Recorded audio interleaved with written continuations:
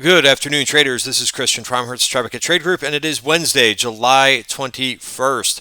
Risk disclaimer in front of you. Everything that we're going through here is for information purposes only, not giving out any advice or recommendations. Everything that we're going through here is for education purposes only. If the screen is a little bit blurry, YouTube is busy rendering the video.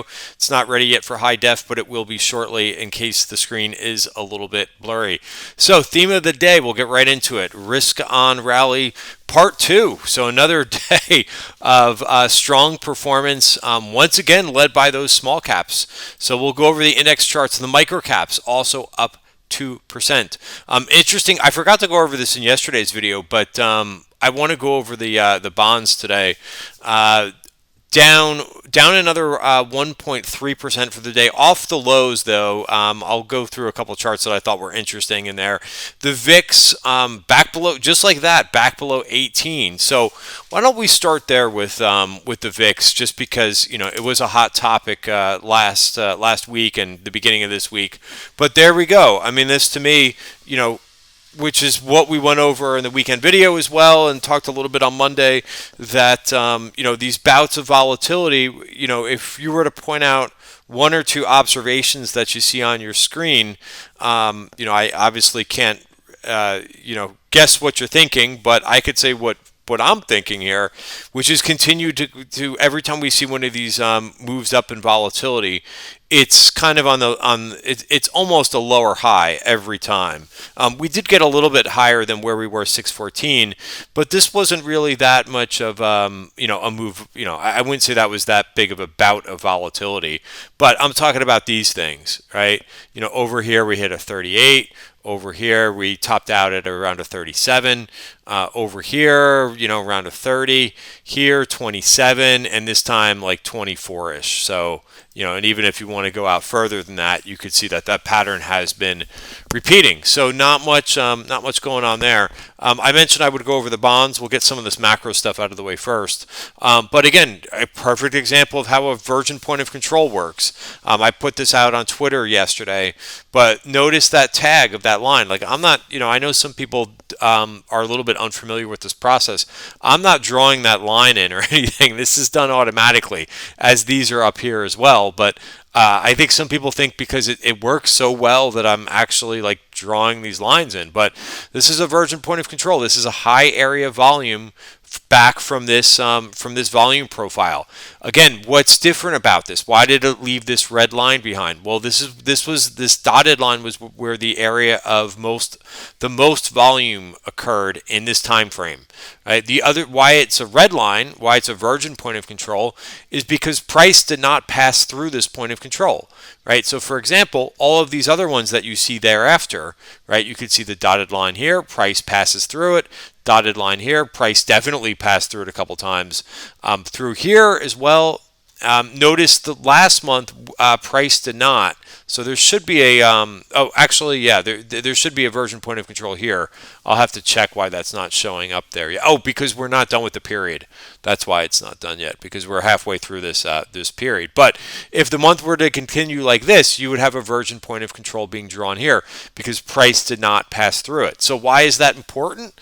Because that is where there's a memory here, right? Being that there were so many buyers and sellers that met up here, some are actually going to want to sell as soon as they get back to this high volume area, right? And this is what happens over and over and over. So that's what happened with the bond futures. So they're moving back down. They erased that big move on Monday, but all in all, we're back to where we were on Friday. All right, S&P. I wanted to go over a couple things that we were talking about pre-market in S&P. I think it's kind of interesting that here that we've had these similar moves in the middle of the month, right? So this, of course, happened. We started to kind of get this move down after the 15th of the month. Take a look at the previous months, right? Also, this was the 15th of June, right? When did this happen? The 10th of May, all the way down to the 12th of May, right? Also well, this was a little bit different, but again, it just seems like it's repeating a little bit. This was at the end of the month, but maybe just the last few months. We're seeing right around the 15th of the month some selling going on. The other thing to note too is the 50-day moving average has been really important for the S&P. Every time we come down and touch it or just pierce it briefly, we're managed to bounce above. So the trend is still in place for the S&P. And what's the rule with trends? Well, we never know how long they're going to last, right? Everybody likes to have the crystal ball out, right? I saw so many charts, and every time we get a couple red bars, I see someone, extrapolate price action, and then they go like this, right? They draw a line that goes down, right? And every time I see one of these, it literally happens every time we get a couple red bars. I want to laugh at these people because it's ridiculous to try to predict this stuff. Again, the rule is when it breaks, right? When it breaks the 50-day moving average, for what I will be doing is, getting out of some names, right? Cutting exposure, right? Instead of trying to predict it, right? All over the place. You turn on financial media, right? It's all about predictions, and none of them know. Nobody knows, right? So, we continue to kind of do this until it works. And when it breaks when it really breaks the 50-day moving average, something like we saw here, right? And sometimes that happens. You sell out of some things here, we regain it, then we go on. But it's important to have discipline, right? Obviously, this is what happened with the pandemic. Once we broke the 50-day moving average and so on and so forth, if you cut your exposure there, you missed out on all this stuff, right? So until that happens, right? And the other thing is why so many people like to make predictions is because they don't like the feel of uncertainty, right? This market is always about uncertainty, right? The other thing, people always look for people who think that they know or think that they can make a prediction is because they're afraid that they can't be disciplined when they need to, right? And they're afraid that they might lose a little bit of money at the end of the trend, right? That's just how it works, guys, right?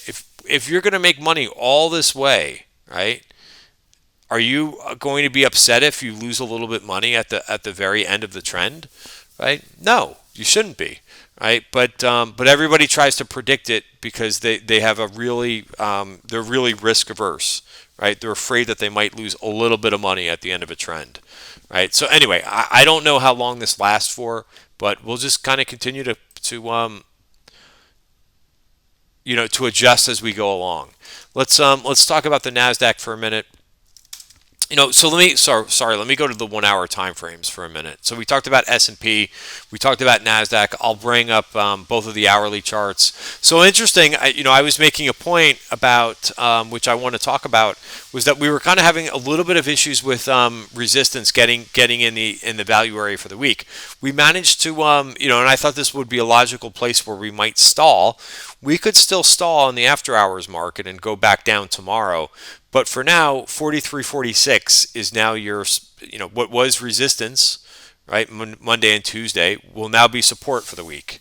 Okay, so I think that's a pretty good sign. Similarly, when we look at Nasdaq, I was saying, we can't get through, we can't get through the value area. We tried yesterday. Right? I think this is yesterday at the close. We came down a little bit. We tried again this afternoon around 12 o'clock, had some issues with it, but we are now inside value. So pretty big buy program. If you want a Q's level, instead of using NASDAQ futures, you could look at, what is it? Let me just wait for Thinkorswim to adjust here for a second. But right around 359.58. All right. So again, no complaints here. Again, I didn't really look to fade the Nasdaq or anything. Was just wary that we were hitting some short-term resistance. All right, let's go over to IWM, the wild card. So big move. Big move back, reverting back after the 200-day moving average, almost a touch there, and back into the sideways movement. So, we'll just kind of take it day by day with this IWM. There's, another thing, right? I would not really try to predict Anything here. I saw someone send out a chart of IWM, like, what's it going to do? Is it going to go higher or is it going to go lower? You don't have to predict that. There's no signal here for IWM. It's sideways. So if you're playing around, the edges, this was a decent buying opportunity. But considering there's no signal, you could kind of get out of this and take profits. Now, again, I had IWM and I sold mine yesterday. I wasn't thinking we would get this much of a move. But also, when we go to the 1 hour chart, we got a little bit of a hint here that we've made it all the way through the value area. So this is called the 80% rule. Right? Once you get back inside the value area, there's an 80% chance that you go from one side to the other. And we have now basically completed that 80% rule, right? So here, in my opinion, right, and again, this is my thoughts and what I do, but for me, this is not a place to go long the small caps. This is a place to take profits, right? If you were long the last couple days, but that's just me. So again, do we need to make a prediction on every chart, or do we have a signal on every chart? No. This one, we really don't. It's back to sideways, and then we go back to looking for signals in other places, right? So be careful with how people put out charts and think like there's always going to be a signal or something to do. This tells me right now there's nothing to do. All right, but again, it's good to review it, good to look at it, see where it's at, and go from there. All right, so where do we want to go to next? Let's go back to my sheet here. What were the big performers? Solar. Pretty amazing, right? So again, maybe a false breakdown in solar. We'll just kind of have to see how some of these things work their way out. One of the things that we talked about, and some of the best performers today too, were some of those areas like we talked about yesterday that had really gotten beaten up, right? So for example, energy, right? Really beaten up. Where does this go now? I don't know. I think you got a nice bounce from the lows. It's good to see that this didn't break down. Is this a group that I really want to be in?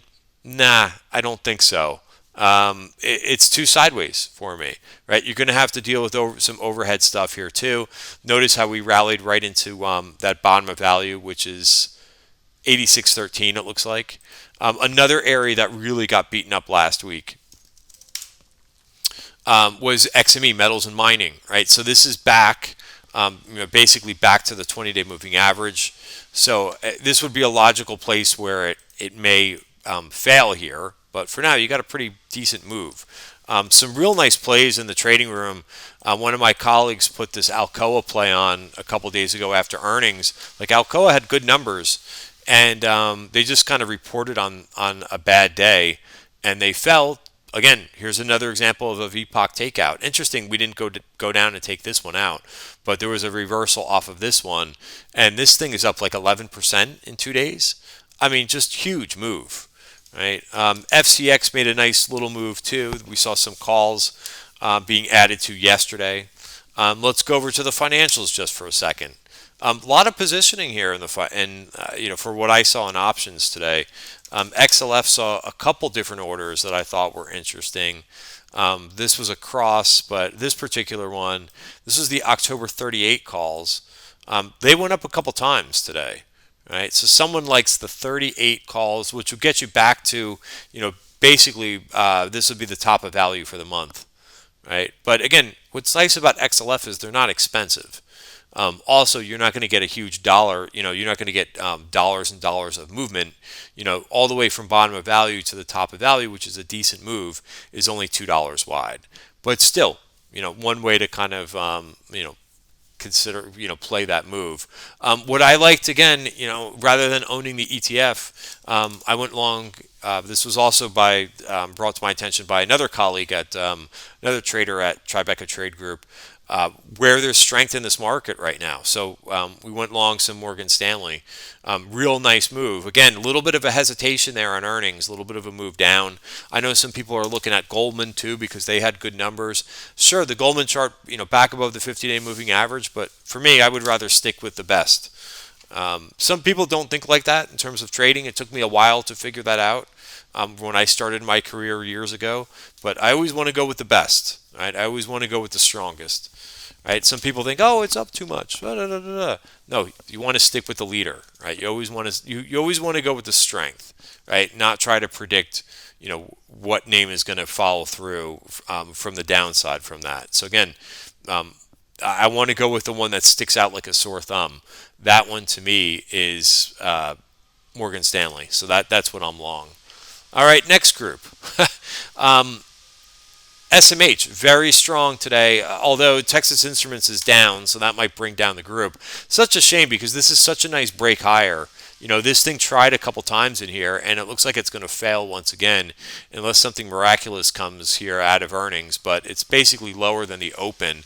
We'll see. Maybe they say something in the conference call, but it seems like for whatever reason, the analysts are being really, not the analysts, but the, whoever's taking it down is being really stingy, right? Because most of the numbers are pretty good. If they have one bad metric in these semis earnings, the name goes down pretty decently. So in this case, it was revenue, right? So they were talking about. I should have this in here someplace, but I think I only put it in the main chat. But they were specifically talking about their guidance. So down. Again, like I said, maybe I guess their earnings call has started. But again, disappointing because this is going to bring down the group. And I actually had a position in that I was down in from last week in the semiconductors, and I actually restructured it and had a nice day today, up 2.9% today for the overall group. Again, what seems to be one of the strongest names in this group is ASML. This name reported it's a name out of Europe, so they reported early this morning, and I caught that note this morning, and they were up 5.4%. So they're close to breaking out. I don't know if they're really going to be affected by Texas Instruments. I think Texas Instruments are different. There's so many different subgroups within the semiconductors. Some make older chips, some make the new fancy chips, and some other names do some other things too. How's that for a technical term? So anyway, that's a strong one. If we get to some of the growth names. Just want to review anything else in here. But yeah, the semis were on the top of the list. Clean energy and solar, which we already talked about. Big moves, up over 4%. Interesting, too, I just wanted to highlight some of the names that underperformed were some of the areas that were really strong at the end of last week, right? So we talked a lot about low volatility and that move last week. They have been that's been underperforming. You could see high beta was up 3.1%. Right, so big move there. The ARC funds are doing fine too. Last 2 days, they managed to get back above that 200-day moving average. Again, still rough when you look at the performance related to S&P or Nasdaq, but it is what it is this year. So a couple names that I have my eye on. Shopify, really strong, right? So it did make it through top of value, right? I talked about that on Twitter last night, right? How some names.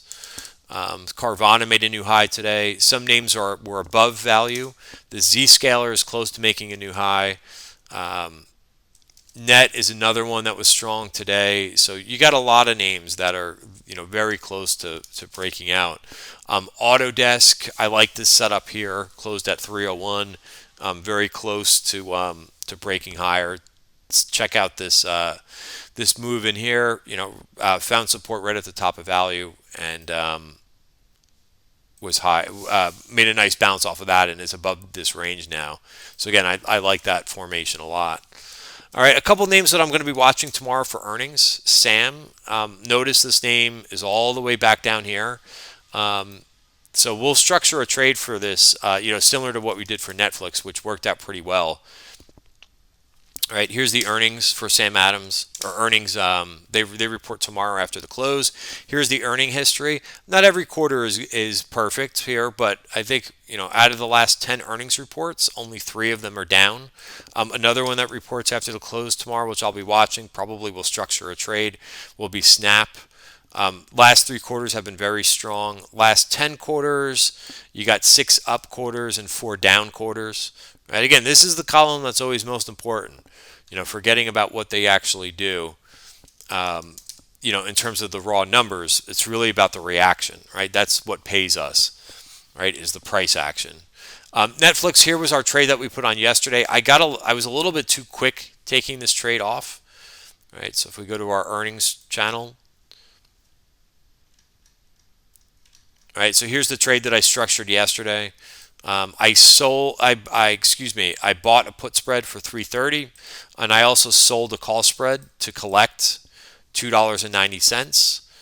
Right, so I also bought some shares to kind of defend against that because I was afraid that Netflix would come back. It did in the after hours, so I bought some at 5:05. Right, and here's where I took this trade off today. So I unwound the call spread for almost a full profit. Right, so I bought back the short position for 25 cents, sold it at 290. The put spread, again, I could have made more money on this. I was trying to get 650, but I just didn't want to play with this thing. I was long the 5.25.10 put spread. It's trading at 5.13. So yeah, I probably could have sold this for a little bit more. But when you add in what I made on the profit on the call spread, it's a nice looking trade. Then I also sold some stock for 5.16, and I bought some for 5.05. So this worked very, very well in Netflix. Here's my trades for the day as I always go through this. I talked about SM. I actually added. I had a little bit of a day trade on first in SMH, right? These were the September 265 calls. I didn't know that this was going to be a day trade as I went up to September. This is supposed to be a swing trade, but it worked very, very well. And I got out of this for 550, paid 470. Just very quickly, half-hour trade. And then what I did was I sold my August 270s for a loss and bought went right back into these September 265s. I could have taken another target here at the end of the day, which I feel like I should have. I think it closed. The mark is around 620, so I left a little bit money on the table, but that's that. Also, I like what's going on with the Biotech. There's a big inflow to Biotech, the Biotech ETF. Right, so this is different. We haven't really, we've seen healthcare break out. Right, the XLV, and this has seen a whole bunch of inflows, like about $1.5 billion in inflows since the beginning of July. Well, now they're starting to go into a little bit of biotech. Right, so if you look at this IBB, which is larger cap biotech because it's market cap weighted, we're starting to see some things come to life here a little bit. NTLA, remember, had this big move up. Finally started to turn the corner last 3 days and is back above value. I played CRISPR, CRSP. So I forced one target in this thing. But I like that, again, talk about another VPOC takeout, right? Perfect to the upside. And that's where I was long this thing. And I've been looking to get back involved in this thing. So here's the turn. And I'll use this little hammer candle as the stop. Right? And you could see we're also just in value now for the week. All right, so hopefully this thing will want to run a little bit. HCNP is another name too that I watched. I tried trading this about a week ago. Very, very sideways, but maybe it's ready for this thing to go. It's certainly, like, if you draw I don't know what you call this pattern, a wedge. I know how to do it. Sometimes I just don't know the terms. But there you go. I mean, this thing looks pretty appetizing. Now, it's a little bit difficult because this thing is going to report earnings. You got some time. Right? You got about a week and a half, 2 weeks. So this will be kind of top of watch list tomorrow. We'll see how that goes. I mentioned Shopify too, which I think it looks really good here. All right. So really good price action today, and it would be awesome if we get a similar day tomorrow. But I think I'm pretty pleased, and I think I'll just kind of leave it here with, hey, don't be too greedy. Make sure that you're taking profits, and if you've got some shorter term stuff, you could always roll out a trade too if you're trading options, right? You could always, like, if you're in like August options, you could roll it out to October or September, October further, and make sure that you take more money off the table. But that's how we see it. The professional traders do it when they're trading options. All this stuff to the left, right? These big institutions, when they like a trade, they'll often take off the short-term position and put it out a little bit longer. So that's one technique you could do. Another thing is just you could take some money off the table and watch a little bit too. All right, guys, have a great night. See you tomorrow.